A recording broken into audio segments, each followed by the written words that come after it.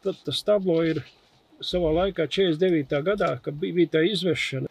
Tad pie izvešanas piedalījās pats iekšlietu ministrs Seglīts, jo viņa uzdevums bija aizsūtīt šito bandu uz turieni. Un viņš noziņoja, ka задача выполнена un gan atpravļena, ja? Bet Runcis, stacijas priekšnieks, riskēdams ar savu, kā saka, dzīvību, nofotografēja šito te ešelonu, kas stāvēja uz sliedēm. Un otrā pusē kalnā, tur tagad ir aizaudzis, ja, stāvēja arī ložmetējs, lai ja gadījumā tie politiskie bēgi, tad viss likvidēs viss pēc kārtas. Un sieva bija aizgājusi pie tā eglīša, kad pie telefona otrā istabā. Šis tikmēr nobildēja to, un to bildi mēs atradām oriģinālu valsts arhīvā.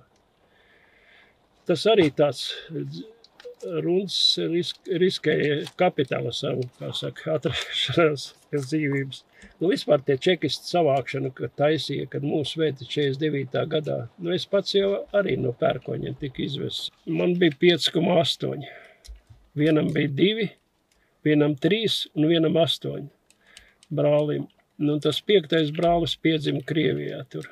Mūs aizveda kā ozoliņus, bet atveda kā ozolis, jo Krievs nevarēja izrunāt to pārkrustījumu uz Krievijas tajā braucienu laikā.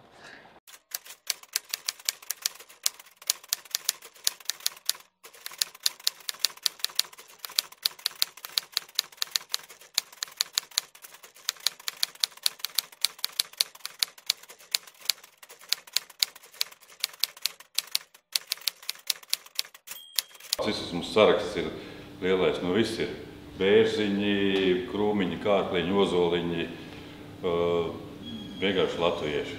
Un tas ir apmēram 50,000, vai ne? Skārbi, ļoti skārbi, vai kaut kāda valsts, ja tas paši atnāk sveša valsts un grūti izstāstīt, jā, ka tas vispār pamats un viss tas cilvēks izved, un ka viņam arī nav vairāk tiesības atgriezties savās mājās, arī pēc tā atgriežoties atpakaļ no Sibīrijas. Daudz ir, ka tur tiek savās, bet arī tajā, kad šitiem te bija rakstīts, un tajā piemiņas vietā, tas tajā rakstā, kad bija liekta tā iespēja.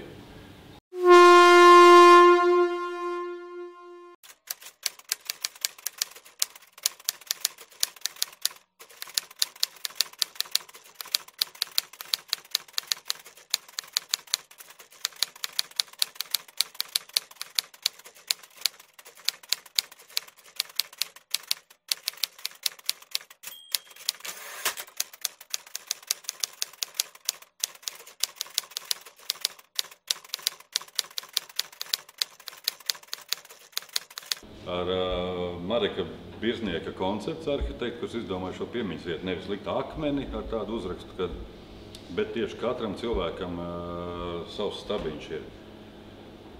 Savs stabiņš, un pa ģimenēm ir vīriešiem ir garāki stabiņi, sievietes bišķiņ zemāks, un bērniem arī pēc izmēra ir tievāki stabiņi, un arī augstums metrs no zemes. Un katrs skatās uz to, katra ģimene skatās uz savu māju, no kuras viņi ir atvesti. Tā kā katrs pa ģimenītēm viss tas salikts, un tas apjoms ir ļoti liels, arī 50 metri uz 5-6 metri kaut kādu, un 1318, jā. Tas 25. marts 49. gada.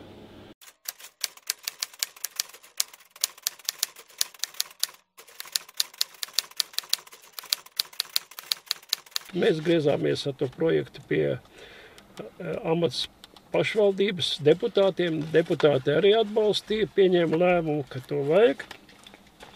Un tā bija, kā saka, tā darbība notika tālāk.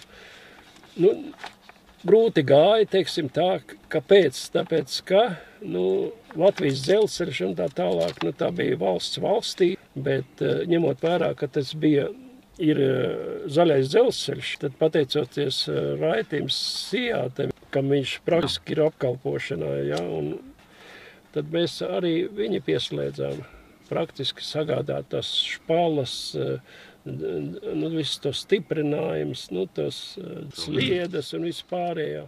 Nu, tad piesaistījām tālāk arī to visu tā vajadzēja ielikt.